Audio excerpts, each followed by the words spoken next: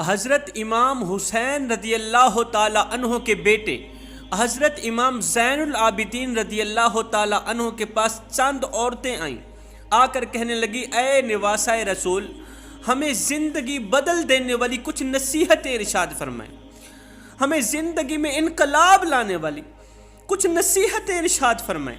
حضرت امام زین العابدین نے پوچھا کہ تم کون کون سی نصیحتیں لینا چاہتی ہو؟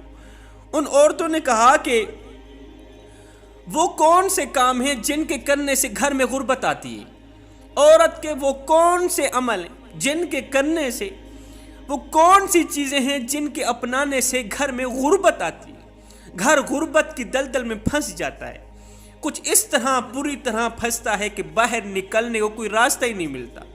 آخر وہ کون سے خطرناک کام ہیں؟ حضرت امام زین العابدین نے فرمایا اے اسلام کی مقدس شہزادیوں، عورت کے 10 کام گھر میں غربت لاتے ہیں، یاد رکھنا، عورت کے 10 کام گھر میں غربت لاتے ہیں۔ یہ 10 چیزیں اپنانے والی، یہ 10 کام کرنے والی، عادات اپنانے والی عورت جس گھر میں بھی چلی جائے، وہ گھر جلد از جلد غربت کی دلدل میں پھنس جاتا ہے۔ رحمت کے فرشتے اس گھر سے روٹھ جاتے ہیں، رزق بانٹنے والے فرشتے ایسے گھر میں بالکل بھی نہیں آتے۔ عورتیں کہنے لگی یا حضرت اے نواسہ رسول، ہمیں بتایا جائے کہ وہ 10 کام ہیں کون کون سے، وہ 10 چیزیں کون کون سی، وہ 10 بری عادات کون کون سی۔ اب آپ بھی دل کے کانوں سے سنیے گا کہ وہ 10 بری عادتیں کون کون سی۔ حضرت امام زین العابدین نے فرمایا اے اسلام کی مقدس شہزادی، عورت کے 10 کام گھر میں غربت لاتے ہیں، یہ 10 کام کبھی بھول کر کے بھی نہ کرنا۔ پہلا کام، جس گھر میں رہنے والی عورت مال کے ہونے کے باوجود بھی، دولت کے ہونے کے باوجود بھی دروازے پر آئے گئے سائل کو روٹی نہ دیتی ہو، دروازے پر آئے گئے خیرات مانگنے والے کو خیرات نہ دیتی ہو، بھوکے کو کھانا نہ کھلاتی ہو، پیاسے کو پانی نہ پلاتی ہو۔ حضرت سیدنا علی المرتضیٰ شیر خدا کرم اللہ وجہ الکریم نے فرمایا مال کے ہونے کے باوجود بھی، صاحب استطاعت ہونے کے باوجود بھی غریبوں کی مدد نہ کرنے والے شخص کو جلد از جلد غریب بنایا جاتا ہے، اس لیے کہ اللہ کا ترازو صرف انصاف ہی تولتا ہے۔ فرمایا مال کے ہونے کے باوجود بھی، دولت صاحب استطاعت ہونے کے باوجود بھی، پیاسوں کو پانی نہ پلانے والے شخص کو زندگی کے کسی نہ کسی موڑ پہ پانی سے دور، پیاس کے قریب کیا جاتا ہے، اس لیے کہ اللہ کا ترازو صرف انصاف ہی تولتا ہے۔ اے اسلام کی مقدس شہزادیوں، اگر تم چاہتی ہو کہ تم ساری زندگی امیر تر امیر بن کے رہو، اللہ کی محبوبہ بن کے رہو، تو یاد رکھنا، اپنی مٹھی کھول کے رکھنا۔ گھر میں رہنے والا ہر ایک شخص اگر وہ مالدار ہے تو اپنی مٹھی کھول کے رکھنا، ضرورت مند آئے اس کی ضرورت کو پوری کرو، بھوکا آئے اللہ رسول کی رضا کے لیے خدا کی مخلوق سمجھ کر اسے کھانا کھلاؤ، پیاس آئے اسے ٹھنڈا پانی پلاؤ۔ یہ وہ کام ہیں جو انسان کو غریب نہیں بننے دیتے، انسان زندگی میں دنیا و آخرت میں امیر تر امیر رہتا ہے۔ یاد رکھنا، جو خدا مال دینے کی طاقت رکھتا ہے، دولت دینے کی طاقت رکھتا ہے، وہ واپس لینے کی طاقت بھی رکھتا ہے۔ ایک امیر شخص تھا، وہ اپنی بیوی کے ساتھ بیٹھ کے کھانا کھا رہا تھا، دسترخواں اللہ کی نعمتوں سے بھرا پڑا تھا، 12-14 قسم کے کھانے لگے ہوئے، دسترخواں اللہ کی نعمتوں سے بھرا پڑا ہے، اور یہ امیر شخص بیوی کے ساتھ بیٹھ کے گپے بھی مار رہا ہے، کھانا بھی کھا رہا ہے، اللہ تعالیٰ کی نعمتوں کا شکریہ بھی ادا کر رہا ہے۔ اتنے میں دروازے پر کسی فقیر نے دستک لگائی، کسی بھوکے نے دستک لگائی، اللہ کے نام پہ کچھ دے دو، 3 دن کا بھوکا ہوں، کچھ نہیں کھایا، کسی نے روٹی کا ٹکڑا نہیں دیا، کسی نے ایک روٹی نہیں دی، 3 دن کا بھوکا ہوں، مر جاؤں گا بھوکا تو اللہ کے سامنے جا کے تمہارا شکوہ کروں گا، شکایت کروں گا۔ یہ سنتے ہی اس امیر شخص نے وہ سارا دسترخواں اٹھایا، بیوی کو دیا، کہا جاؤ اس فقیر کی جھولی میں ڈال دو، اس نے اللہ کے نام پر ہم سے روٹی مانگی ہے، اس رب کے نام پر مانگا ہے جس رب کے نام پر ہم اپنا تن من دھن سب کچھ قربان کرنے کو تیار ہیں۔ بیوی نے سارا دسترخوان اٹھایا، جا کے فقیر کو دے دیا۔ فقیر نے سر اٹھایا، جیسے ہی ملکہ نے فقیر کو دیکھا تو ملکہ کی چیخ نکل گئی، عورت کی چیخ نکل گئی، ایک دم تڑپ اٹھی، زاروں قطار رونے لگی۔ امیر شخص شوہر جلد از جلد باہر نکلا، میری بیوی کو کسی نے کیا کہہ دیا، کسی نے مارا تو نہیں، کسی نے کیا کہا کہ وہ اتنا زاروں قطار رو رہی ہے۔ امیر شخص جلد از جلد باہر نکلا، اس بھکاری کو ایک بار دیکھا، فقیر کو دیکھا، اپنی بیوی کو لے کر اندر آیا، روتی ہوئی بیوی سے پوچھا کہ آخر تجھے کس بات نے رلایا ہے، کیوں چیخو پکار کر رہی ہو، ایک دم کیوں تڑپ رہی ہو؟ اس بیوی نے کہا یہ جو بھکاری آیا ہے نا مانگنے کے لیے، جو 3 دن کا بیچارہ بھوکا ہے، ایک وقت تھا یہ بہت بڑا امیر ترین شخص تھا، اس کے نوکر تھے، چاکر تھے، میں اس کی بیوی تھی۔ اللہ اکبر، نوکر تھے، چاکر تھے، مالدار تھا، دولت مند تھا، پیسہ تھا، سب کچھ تھا، نام تھا۔ ہے اللہ کا کرنا ایسا ہوا، ایک دن اس کے پاس ایک ضرورت مند آیا، غریب آیا، کہنے لگا کہ مجھے چند پیسوں کی ضرورت ہے، چند پیسوں کی ضرورت ہے، میں نے بیٹی کی شادی کرنی ہے، اللہ رسول کی رضا کے لیے مجھے چند پیسے دے دو، میری مدد کر دو، اللہ تم پہ راضی ہوگا۔ تم مالدار ہو، صاحب استطاعت ہو، مال سے صدقہ تو نکالتے ہوں گے نا، خیرات تو نکالتے ہوں گے، بس وہی صدقہ سمجھ کر، خیرات سمجھ کر مجھے چند پیسے دے دو، مجھے ضرورت ہے، میں نے بیٹی کا حق ادا کرنا، بیٹی کا فرض ادا کرنا۔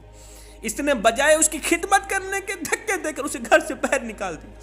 جس دن سے دھکے دے کر اسے گھر سے باہر نکالا، غریب تر غریب بنتا گیا، غریب تر غریب، غربت کی دلدل میں پھنس گیا۔ اللہ اکبر، نوکر جاتے رہے، چاکر جاتے رہے، ملازم جاتے رہے، اس نے مجھے طلاق دے دی کہ میں تیرے خرچے افورڈ نہیں کر سکتا، سب کچھ ختم ہو گیا، گھر بک گیا، سب کچھ بک گیا۔ اب نوبت یہاں تک آن پہنچی ہے کہ یہ بیچارہ ہاتھ پھیلانے پہ، بھیک مانگنے پہ، کٹورا اٹھانے پہ مجبور ہو گیا ہے۔ یہ سن کر اس کے شوہر کی آنکھوں سے آنسو نکلنے لگے، رو کر کہنے لگا اس سے بڑی تعجب والی بات نہ بتاؤں، وہ یہ ہے کہ وہ جو اس کے دروازے پر سائل مانگنے کے لیے گیا تھا نا، وہ کوئی اور نہیں تھا، وہ میں ہی تھا، وہ ضرورت مند کوئی اور نہیں تھا، وہ میں ہی تھا، میری ہی بیٹی کی شادی تھی۔ اللہ اکبر، اللہ کا ترازو انصاف ہی تولتا ہے، جیسے کرو گے ویسا ہی بھرو گے۔ تم غریبوں کی مدد کرو، اللہ تمہاری مدد کرے گا، تم ضرورت مندوں کی ضرورتوں کو پورا کرو، اللہ تمہاری ضرورتیں پوری کرے گا۔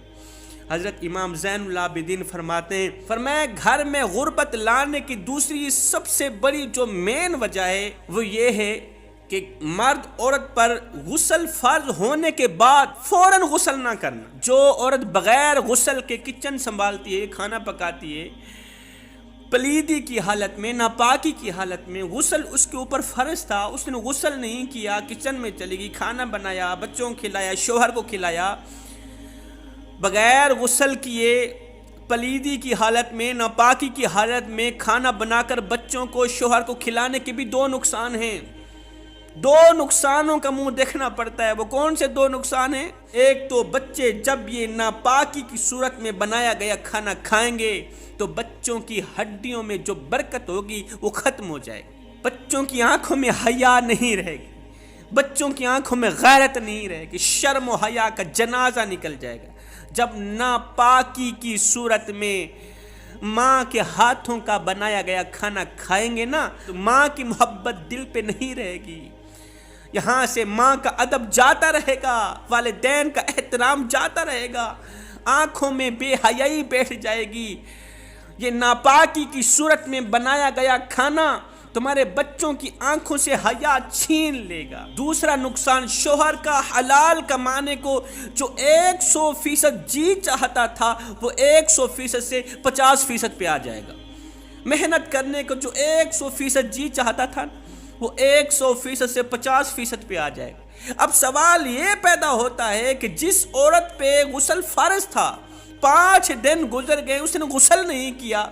اب جس عورت نے غسل نہیں کیا، جو عورت غسل نہیں کرتی، کیا خیال ہے وہ وضو کرتی ہوگی؟ جو عورت وضو نہیں کرتی، کیا خیال ہے وہ نماز پڑھتی ہوگی؟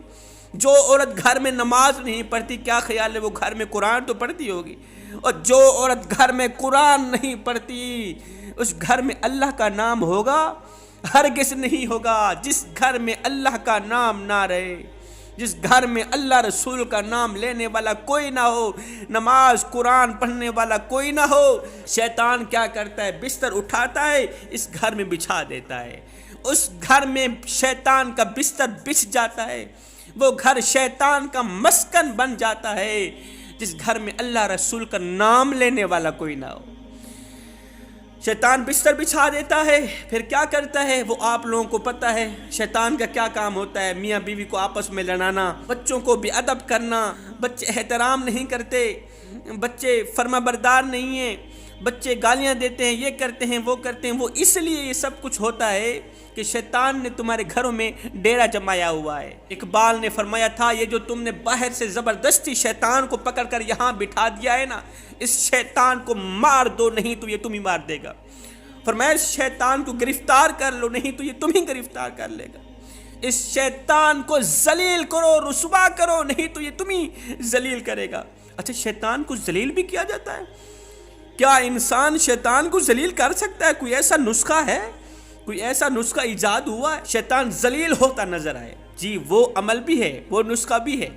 ایک صحابی کہتے ہیں کہ میں آقا کریم کے پیچھے کہیں سفر کو جا رہا تھا، ایک دم میری اونٹنی کے پاؤں پھسلنے لگے، مجھے خدشہ لاحق ہوا کہ میں نیچے گرنے کا خدشہ لاحق ہوا۔ میں نے کہا شیطان کا ستیہ ناس ہو، شیطان کا بیڑا غرق ہو، لعنت ہو شیطان پر کہ اسی کی وجہ سے میرے اونٹنی کے پیر پھسل گئے۔ میرے کریم نبی نے جب یہ جملہ سنا تو میرے کریم نبی نے فرمایا، صحابی جب یہ نوبت آ جائے، ایسی حالت آ جائے تو یوں نہ کہا کرو کہ شیطان کا ستیہ ناس ہو، شیطان پر لعنت ہو۔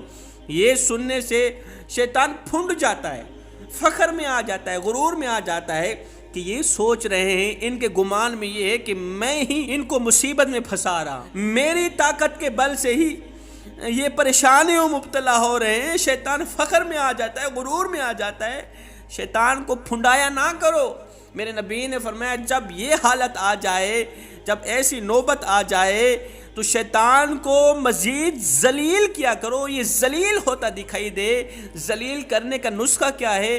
میرے نبی نے فرمایا اعوذ باللہ من الشیطان الرجیم، بسم اللہ الرحمن الرحیم، لا حول ولا قوة الا باللہ العلی العظیم۔ جب بھی گناہ کرنے کا دل کرے تمہارا تو یہ جان لینا، پکا یقین کر لینا، یہ شیطان کی وجہ سے ہی تمہارا دل چاہ رہا ہے گناہ کرنے کو۔ جب بھی کسی کی عزت لوٹنے کا دل کرے تمہارا، پکا یقین کر لینا یہ سب کچھ شیطان کی وجہ سے ہی ہو رہا ہے۔ فوراً پڑھ لینا اعوذ باللہ من الشیطان الرجیم، بسم اللہ الرحمن الرحیم، لا حول ولا قوة الا باللہ العلی العظیم۔ یہ پڑھنے سے شیطان ذلیل و خوار ہو کر بھاگتا نظر آئے گا۔ میرے نبی نے فرمایا صحابہ کاش کہ تم شیطان کو ذلیل و خوار ہو کر بھاگتا ایک بار بھی دیکھ لو نا، ساری زندگی اعوذ باللہ من الشیطان الرجیم بسم اللہ الرحمن الرحیم پڑھنا نہ بھولو۔ علامہ اقبال فرماتے ہیں یہ جو تم نے زبردستی باہر سے شیطان کو پکڑ کر یہاں بٹھا دیا ہے نا، اس شیطان کو مار دو، نہیں تو یہ تم ہی مار دے گا۔ فرماتے ہیں ایسا نہیں کہ نفس کا شیطان مر گیا، ارے شیطان تو ہے زندہ، انسان مر گیا، سجدوں پہ سر جھکانے کی فرصت نہیں رہی، مومن کی روح میں بسا، مسلمان مر گیا، ارے مسجد تو پکی بن گئی اور شاندار بھی، کچی ہے رب سے چاہتیں، ایمان مر گیا، حیرت ہے تیری قسمت پہ اے اقبال، پیدا ہوا تھا خوشنما ویران مر گیا۔ فرمایا اگر تم چاہتی ہو کہ تمہارے گھر میں برکت ہو، رحمت کے فرشتوں کا رخ تمہارے گھر کی طرف ہو جائے، رزق بانٹنے والے فرشتوں کا رخ تمہارے گھر کی طرف ہو جائے، تو اپنے گھر میں بیٹھے شیطان کو بھگا دو، وقت پر غسل کیا کرو، وقت پر وضو کیا کرو۔ فرمایا نمبر 3، رشتہ داروں کے ساتھ بد سلوکی کرنے والی عورت کے گھر میں بھی غربت جنم لیتی ہے۔ جو عورت رشتہ داروں کے ساتھ بد سلوکی کرتی ہے، بد اخلاق عورت، بد سلوکی چاہے بچوں کے ساتھ ہو، بد سلوکی چاہے کسی بھی عزیز و اقارب کے ساتھ ہو، کسی بھی رشتہ دار کے ساتھ ہو، محلے میں رہنے والی عورتوں کے ساتھ ہو، چاہے وہ ماں باپ کے ساتھ ہو۔ سنو، ماں باپ کے ساتھ کی گئی بد سلوکی یہ اتنا خطرناک گناہ ہے، یہ تو اتنی خطرناک مہلک بیماری ہے کہ انسان کو اللہ کے غضب کے قریب کر دیتی۔ انسان کو اللہ کے غضب کا نشانہ بنا دیتی ہے۔ والدین کے ساتھ بدسلوکی کرنا۔ بنی اسرائیل کا زمانہ تھا، اللہ کے ایک نبی تھے، وہ کہیں جا رہے تھے، جاتے جاتے اللہ کے نبی کا گزر ایک قبرستان سے ہوا۔ اللہ کے نبی نے دیکھا عصر کا وقت ہے، ایک قبر پھٹی ہے، اس کے اندر سے ایک جانور نکلا۔ وہ کون سا جانور تھا؟ گدھا تھا۔ گدھے کا سر نکلا، رینگتا ہوا سر نکلا، تھوڑی دیر کے لیے رینگتے پھر وہ قبر کے اندر چلا گیا، قبر میں دفن ہو گیا۔ حیرت میں پڑ گئے، حیران رہ گئے کہ آخر یہ ماجرا کیا ہے۔ دونوں ہاتھ اٹھائے، مالک آخر کیا ماجرا ہے، یہ منظر کیوں دیکھنے کو مل رہا ہے؟ قبر پھٹی ہے، اندر سے جانور نکلا ہے، گدھا نکلا ہے، وہ رینگتا ہوا اندر چلا گیا۔ اللہ نے فرمایا وہ جو جھونپڑی ہے نا، جھونپڑی کے اندر ایک بڑی عورت بیٹھی، جا کے اس سے پوچھ لو، وہ سارا واقعہ بتائے گی، وہ ساری کہانی سنائے گی۔ اللہ کے نبی وہاں پہنچے، پوچھا کہ میں نے منظر دیکھا ہے، قبر پھٹی ہے، اندر سے گدھا نکلا، رینگتا ہوا اندر چلا گیا، ماجرا کیا ہے؟ تو وہ بوڑھی عورت سن کر رونے لگی، کہنے لگی یہ بدبخت جو جانور، یہ جو گدھا ہے نا، یہ میرا بیٹا ہی تھا۔ میں نے منتیں مان کر اللہ سے بیٹا لیا، 9 ماہ اپنے پیٹ میں رکھا، پھر موت کسی اذیت دے کر یہ بدبخت پیدا ہوا، میری گود میں آیا، اپنے منہ سے نوالا نکالتی رہی، اس کے منہ میں ڈالتی رہی، اپنی رگوں سے خون نکالتی رہی، اس بدبخت کے منہ میں ڈالتی رہی۔ یہ جوان ہوتا گیا، میں بڑھیا ہوتی گئی، یہ طاقتور ہو گیا، میں کمزور ہو گئی، یہ بدبخت مجھے رسوا کرنے لگا، مجھے ذلیل کرنے لگا، یہ مجھے دکھ دیتا، درد دیتا، تکلیفیں دیتا، اس نے میرا جینا حرام کر رکھا تھا، میں اسے نصیحتیں کرتی، یہ میرے ساتھ بدسلوکی کرتا، میرے آگے بک کرتا، کتے کی طرح بھونکتا، گدھے کی طرح رینگتا۔ ایک دن عصر کا وقت تھا، میں اسے نصیحتیں کر رہی تھی، سمجھا رہی تھی، اس بدبخت نے میرے منہ پر ایک تھپڑ مارا، اس کے تھپڑ نے میرا آنا پہر نکال دیا، میری آنکھ پھوڑ دی، میں نابینا ہو بیٹھی۔ میں نے دعا کی، مالک اس جانور گدھے کو جلد از جلد تباہ و برباد کر دے۔ اسی دن یہ مر گیا، مٹی کا مٹی ہو گیا۔ اس کی تدفین کے بعد جس دن عصر کا وقت اس نے مجھے تھپڑ مارا تھا، میری آنکھ پھوڑی تھی، اسی دن سے لے کر آج تک روزانہ عصر کا وقت یہ گدھے کی صورت میں قبر پھٹتی ہے، اس کا سر نکلتا ہے، اور لوگ دیکھتے ہیں، عبرت حاصل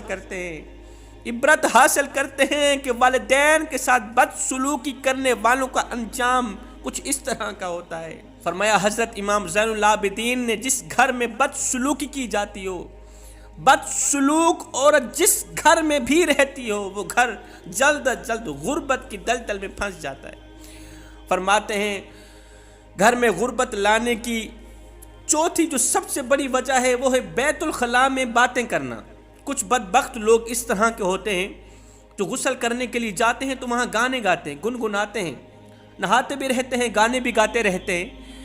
فرمایا میرے نبی نے، جب انسان بیت الخلاء میں جاتا ہے یا غسل کرنے کے لیے جاتا ہے تو یہ جو دائیں بائیں کرامن کاتبین بیٹھے ہیں، یہ بیت الخلاء سے نکل کر باہر بیٹھ جاتے ہیں تاکہ یہ فرشتے انسان کو بے پردہ حالت میں نہ دیکھیں، یہ فرشتے انسان کو برہنہ صورت میں نہ دیکھیں۔